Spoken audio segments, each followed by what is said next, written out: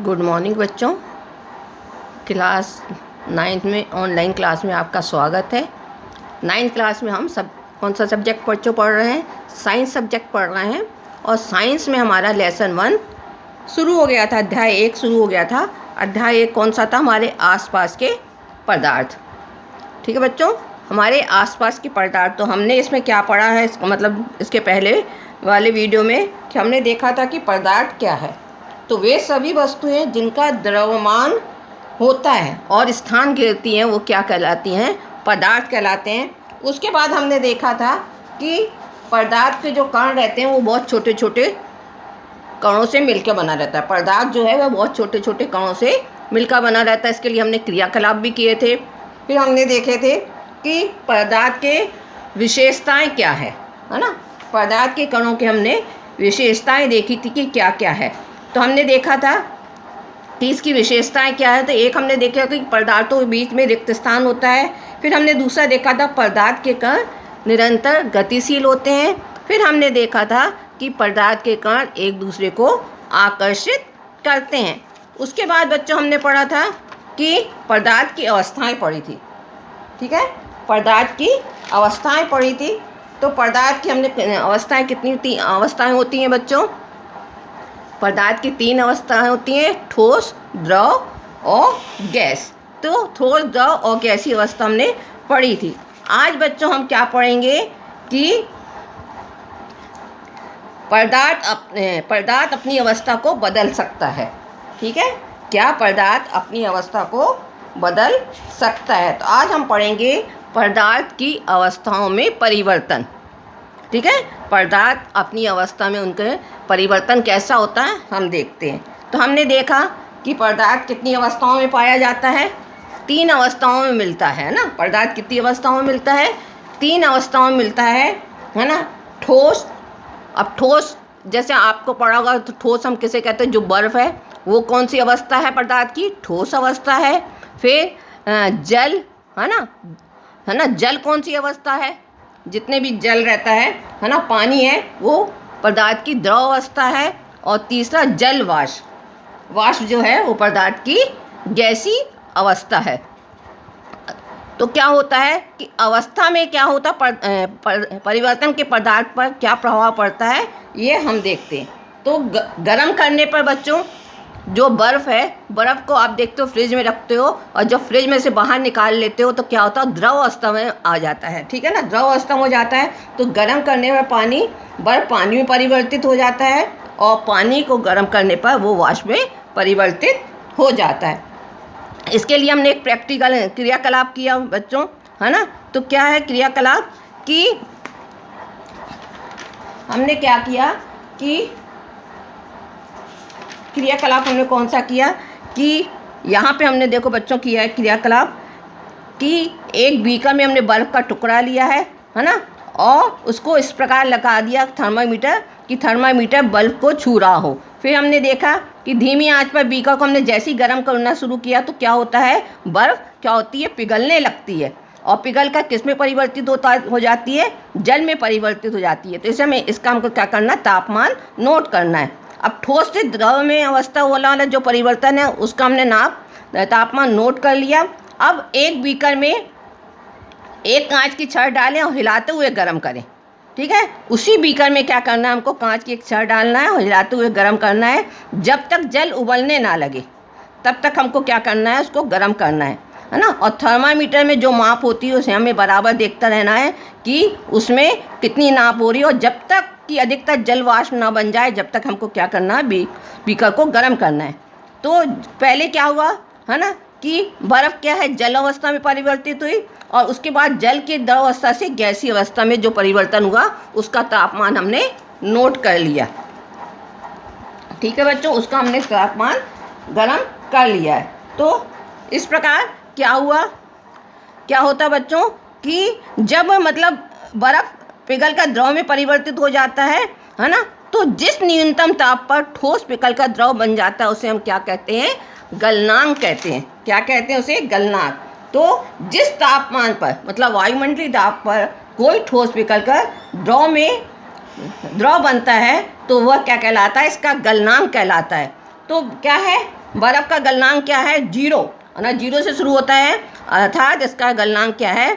273.15 kelvin है ना। अब क्या है बच्चों? संलग्न, तो बर्फ गलने की प्रक्रिया, है ना, यानी ठोस से द्रव में अवस्थित होने की जो परिवर्तन प्रक्रिया वो क्या कहलाती है? संलग्न कहलाती है ना। तो गलने की प्रक्रिया यानी ठोस से द्रव अवस्था में परिवर्तन को हम क्या कहते हैं? संगलन कहते हैं। ठीक है बच्चों, संगलन कहते हैं। अब क्या है कि जब बर्फ़ पिघलने लगती है ना, बर्फ़ जब पिघलने लगती है तो क्या होता है कि ठोस से द्रव अवस्था में जब बर्फ़ पिघलने लगती है तो बर्फ़ का तापमान नहीं बढ़ता है ना। बर्फ़ का तापमान क्या होता है? बढ़ता नहीं है, लगातार ऊष्मा प्रदान करने के बाद भी, है ना, क्योंकि इस संगलन की, है ना, है, तो क्योंकि संगलन की गुप्त ऊष्मा तापमान को बढ़ने नहीं देती है, इसलिए बर्फ़ का तापमान क्या होता है? बढ़ता नहीं है। असंलग्न की गुप्त ऊष्मा, है ना, संगलन की गुप्त ऊष्मा क्या है? तो वायुमंडलीय दाब पर 1 kg ठोस को उसके गलनांक पर द्रव में बदलने के लिए जितनी ऊष्मा ऊर्जा आवश्यकता उसे हम क्या कहते हैं? संगलन की ऊष्मा कहते हैं। क्या है बच्चों? वायुमंडलीय दाब पर 1 ठोस को उसके गलनांक पर द्रव में बदलने के लिए जितनी ऊष्मीय ऊर्जा की आवश्यकता होती है उसे हम संगलन की प्रसुप्त या गुप्त ऊष्मा कहते हैं।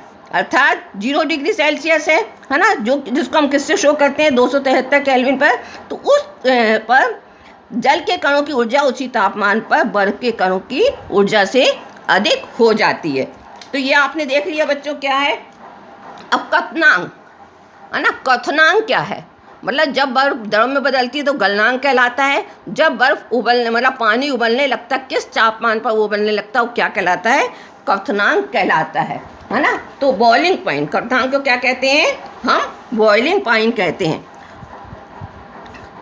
हम संलग्न की गुप्त ऊष्मा को परिभाषित करते हैं, है ना। तो जल, अब क्या है बच्चों कि जब जल को ऊष्मीय ऊर्जा देते हैं तो क्या होता है? कण अधिक तेज़ी से गति करते हैं और एक निश्चित तापमान पर पहुंचकर कणों में इतनी ऊर्जा आती है वे परस्पर आकर्षण बल को तोड़कर स्वतंत्र हो जाते हैं और इस तापमान पर द्रव क्या होता है? गैस में बदलना शुरू हो जाता है।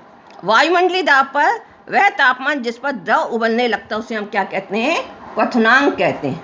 ठीक है, वायुमंडलीय दाब पर वह तापमान जिस पर द्रव उबलने लगता है उसे हम इसका क्या कहते हैं बच्चों? क्वथनांक कहते हैं।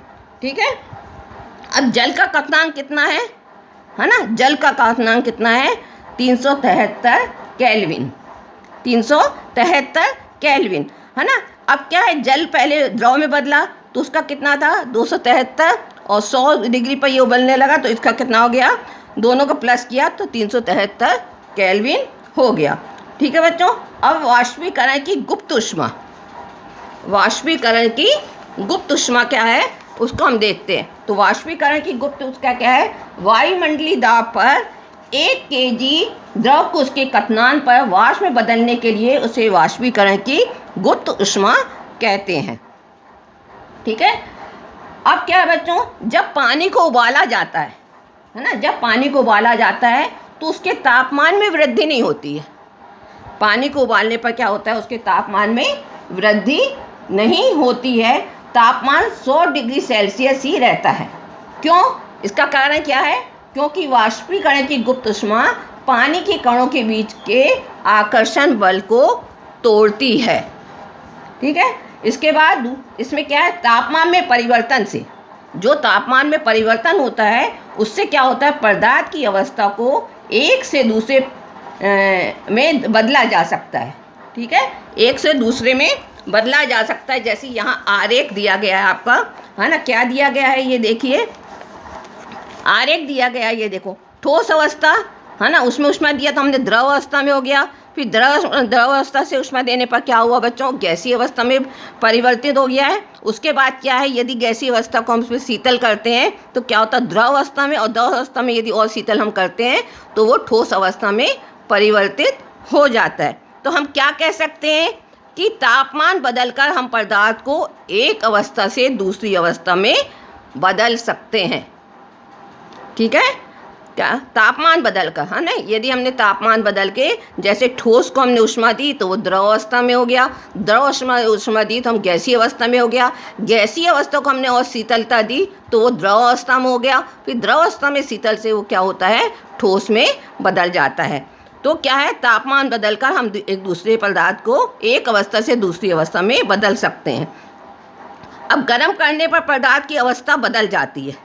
ठीक है बच्चों, तो ये हमने दो अभी देख लिया है ना। इतना आपको समझ में आ गया होगा कि क्या है। इसके आगे हम और देखेंगे कि ऊर्ध्वपातन और दाब परिवर्तन पर क्या परिवर्तन होता है, वो हम देखेंगे कल बच्चों, हम देखेंगे, है ना। ऊर्ध्वपातन क्या, अभी तो हमने देखा ठोस से द्रव, द्रव से गैस में परिवर्तित हो गया, है ना।